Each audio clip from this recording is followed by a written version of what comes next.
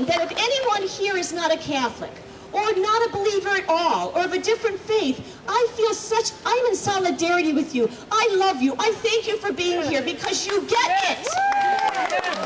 In actuality, okay, so I'm going to begin my notes. I hope I don't digress too much, but my name is Kathy Harum, as I said. I'm an actress, professional actress for many, many years. I'm a wife and a mom from Massachusetts. Now, over the last few days, I was trying to decide where am I going to go to one of these rallies, because there was 3 equidistant to my home.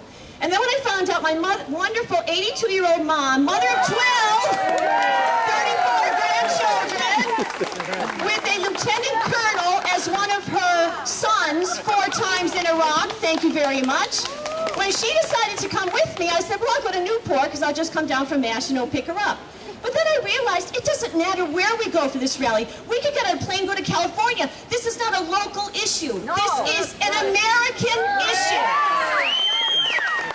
This is important to all Americans, whether they realize it or not. If you love someone, you sometimes do something good for them, even if they don't know you're doing it, correct? Absolutely. Okay, I've got to say, I wish these rallies were called Stand Up for Liberty and not Stand Up for Religion, honestly. Only because, as important as my faith is to me, I think the title of Stand Up for Liberty would educate better to what this is really all about. Absolutely.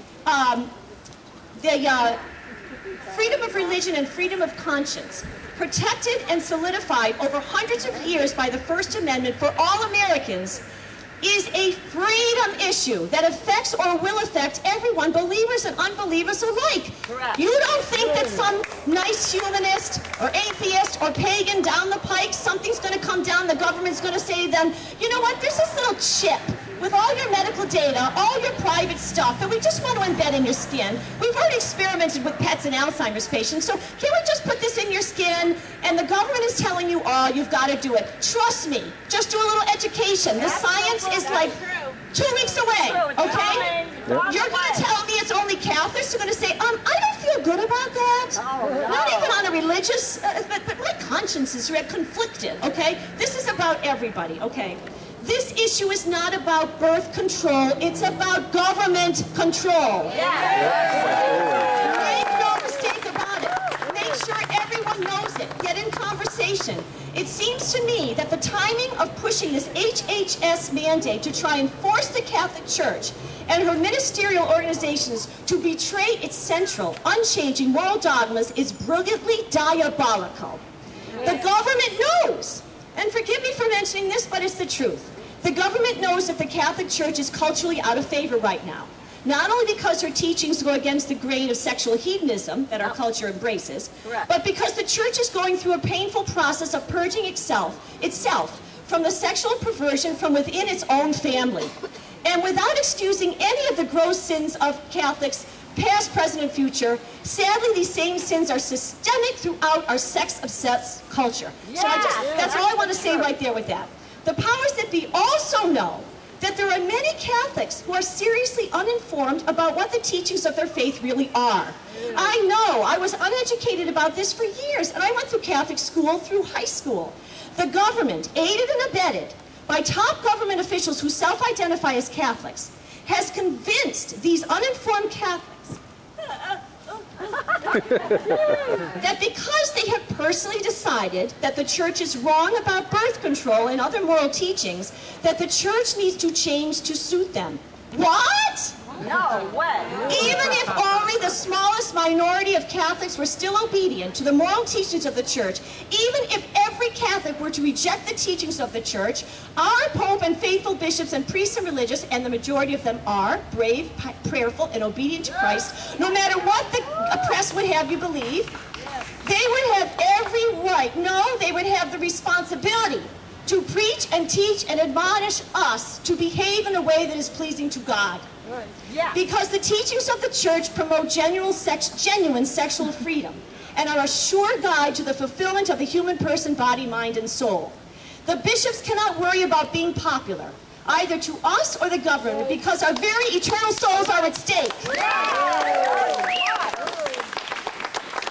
New York Times writer Roth Douthat summarizes the consequences of a contraceptive generation.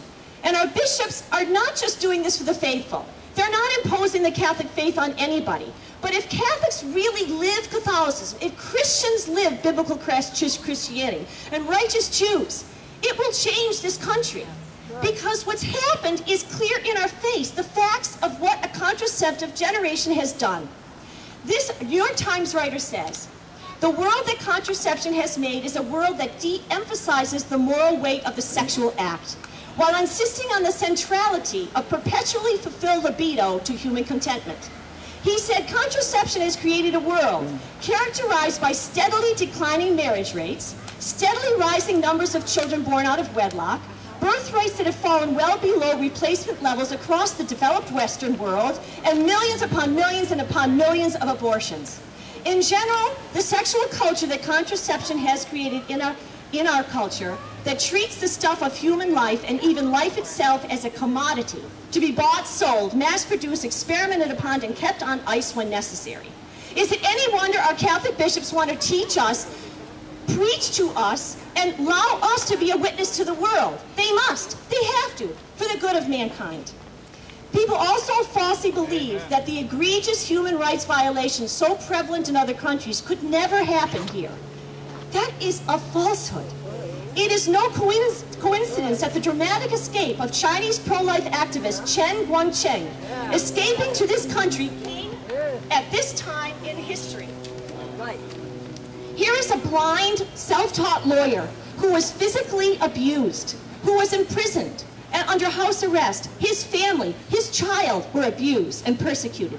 He has bravely tried to witness to forced abortions, forced sterilizations, up and through every time of gestation, even to the point of these children being born and killed in front of their mothers.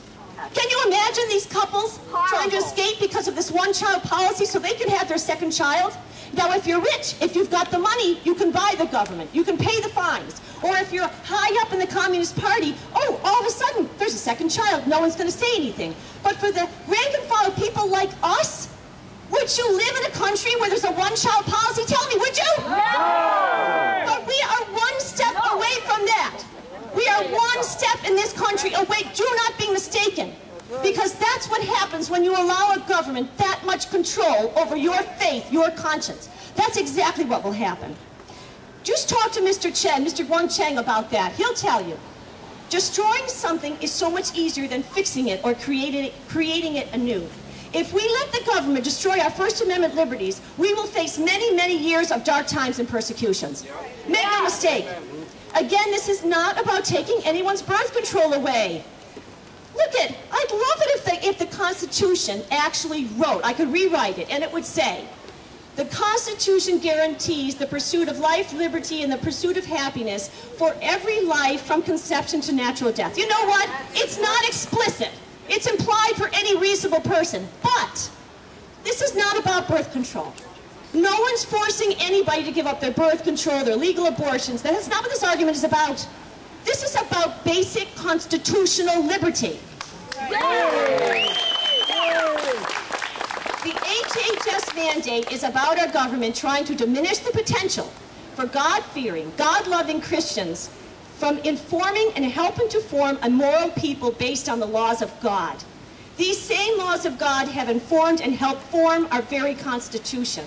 This Constitution, in large part, is the foundation for everything that is good about America, and we must protect it. Wake up, America! Yes.